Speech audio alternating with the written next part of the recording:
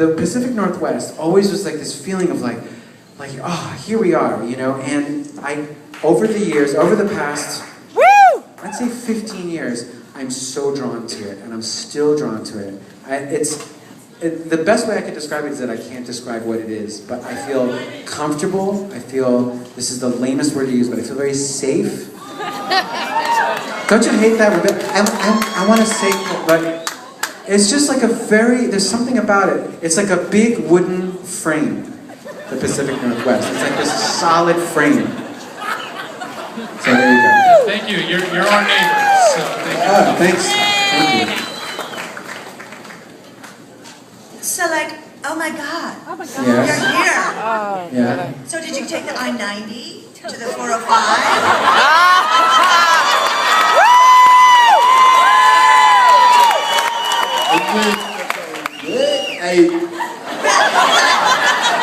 Like, how did you get here? I did take There's so much 5. traffic. I exited on a Western. I did take the 5. I took the 5 out, but sometimes I was on the 99. The parking. Have you been to California?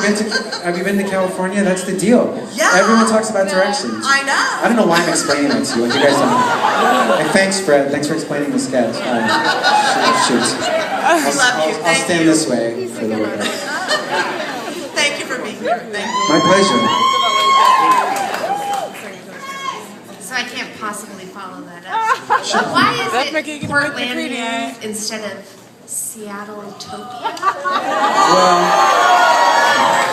the main thing is that Carrie lives in Portland, and we started doing these videos. We started doing these Thunder Ant videos in Portland, and it just kind of grew from there. But she's originally from Washington State. Yes, Sleater-Kinney. Yay, Sleater-Kinney, God. I had a very unhealthy, was obsessed, I still am, with Sleater-Kinney. But I was just like, how can, and then I ended up getting to meet Carrie Brownstein. So, anyway, okay. Hi, Fred. Hi.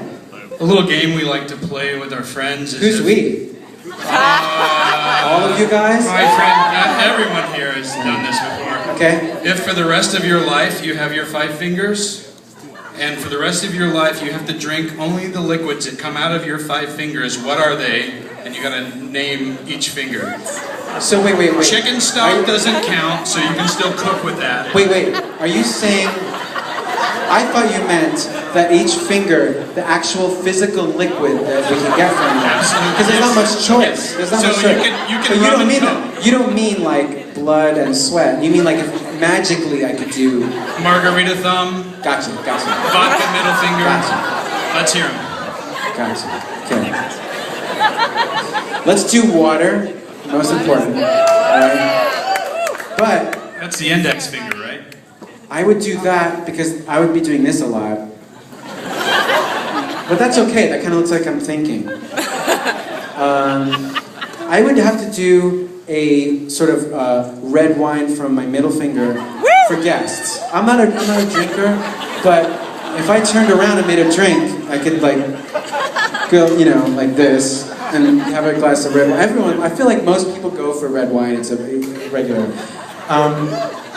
This is a gender problem, but I think milk, if I ever have kids someday. Because we're all thinking about, okay, you know, here I am in Seattle and stuff, but, good one. All right, yeah, thumb. Thank you. But what if there's an emergency? What if there's like the world breaks down? Then it's like... Well, we've talked about having like a national holiday where you can share. You invite all your friends over and go, you gotta go to Fred's, he's got the red wine middle finger. But there's rules, you know, that'll cause crime. People will want certain fingers and... Yeah, you hold them down in the park and say you gotta have So that you've rum got and all this coke. like fancy stuff, and there might be people who just picked Kool-Aid or just picked milkshakes, and they're upset, and they're gonna come and they're gonna want to cut your fingers off. So it's a dangerous game. Therefore, with that theory, one would be mud. So that if anyone attacked me, I'd be like, no, it's just mud, man. It's just mud. Leave me alone. That's a first. How many is that? 4? I think that's 4. The 5th one would be fake blood for pranks. You know, just, oh, my finger in the blood. Just, you need a laugh. Right, thanks, Thank you.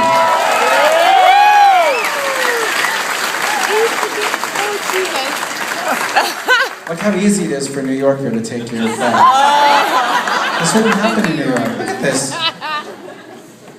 Okay. Hi, Fred. Hi. First This, off, by the way, this is great, this system. I don't know how you guys did it, but this is we're very organized in organized. Seattle. No big deal. Okay. I just want to tell you first off, you are a comedic god. Gee, thanks. Did you hear that, Jeff? So my question has to do with Portlandia and you and Carrie's artistic process with figuring out these characters and these skits. And do you have a specific process, or how does that all come about? It's very traditional. So we write in Portland, and we have this room in this office, and Jonathan Kreisel, the director, who is responsible for a lot of what you see. That's okay. It's okay. Answer it! It's okay. I don't care. I know. I hate when people yell at people for their phone on. I'm like, we all have phones. I don't like shut that off. I don't care. Asshole. Let it ring. Wait, who, me? No. He's not. No. Where was I? Okay, so Jonathan Kreisel, he comes up with a lot of stuff, me and Carrie, and we have like 2 other writers. And we sit in a room with a bulletin board and we go, are people talking about this? I don't know, maybe not. Should we do something about this kind of a restaurant? We just put ideas up onto a board, and whatever gains momentum, if we laugh, then we'll do it as a sketch. And then we write a sketch. So it's very traditional. Hi, thank you for being here. What? Hello. That would be, I would say that's our director, Jonathan Kreisel. He asked who our Bernie Taupin is. That, like Elton John's lyricist. He wrote Dream of the 90s. He wrote the whole song. That was his vision. I got lucky because I'm like, singing it? You know, it's all Jonathan Kreisel. Okay. Just wondering if you're getting more into music now that you've left SNL. No, I've always been really into music. And it hasn't gone up or down. It's like I just really, you know. I think everyone loves music though, right? No, actually no. There's some people who don't. Isn't that weird? You know those people who are just like, I don't know, I don't care. I'm just like, so strange. I'm like, don't you have an album that meant something to you? No? So what? Who cares? Okay. Yes, who cares? So what? But people are like that with me about sports though. They're like, don't you have a team? And I'm like, I guess, I don't know. Who's your favorite team? Yeah, I like them too. If John Belushi were alive today, what kind of part would you write for him? If who? If John Belushi were alive today, what kind of part in Portlandia would you write for him? I would continue on. He did a movie way at the end called, I think, The Continental Divide. Such a good movie, and he's so good in it. Shot here in the Northwest. That makes sense. He said it was shot in the Northwest. I would continue with that trajectory. There you go. That does not leave this room. I will deny it. I will sue you. I remember your faces. Can we retake that? I'd continue on that trajectory.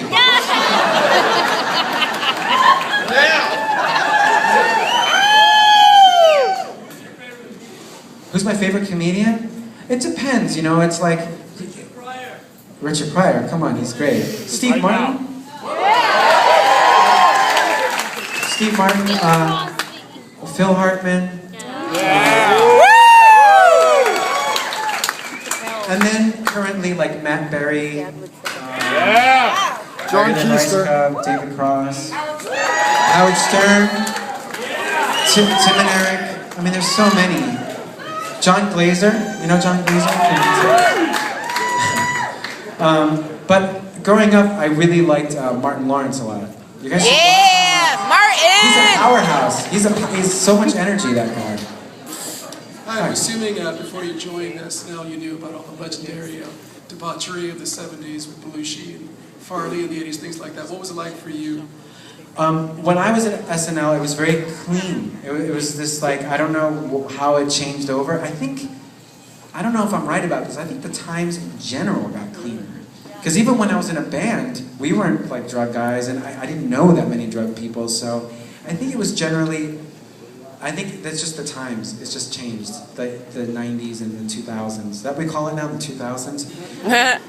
By the way, the first time I ever went to Portland was with my band Trenchmouth, and it was such a different Portland. It was in the 90s, and everyone was like, oh, there's a lot of crack there. And we pulled up to the club, and sure enough, everyone was smoking crack out front. That weird smell. So were you disappointed it was so clean? Was I disappointed? No, I was psyched. I'm not a drug person. I'm not a drug person. I don't mean it as a sense of like, you know, it's not a moral thing. I'm just bad with drinking, and I'm bad with it. I'm a mess. I can barely hold it together. Okay, let's do this. Let's do 2 more and then like some weird random ones. Yay! Am I hiring at Portlandia? Not, that's very kind of you. Not at the moment. Not at the moment. But I suggest this though.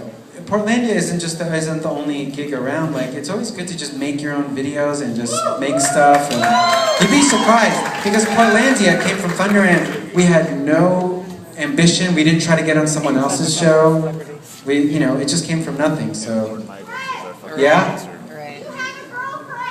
I don't. I'm kind of starting to see someone, but I don't have. Not now. But I don't. That's a complicated. That's a complicated question. How many black and white is it? You have a request? Harry, when you go back and sing, would you sing a famous Seattle band for everybody to hear? Or look to your left. Spot like that. You can't put me on the spot like we didn't rehearse anything. What you do in Seattle? But who would we do? We'd do the Melvins. We'd do a Melvins song.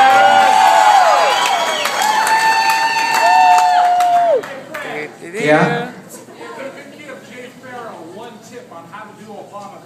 Oh, no. I bow down. I honor him. I salute him. If you make it on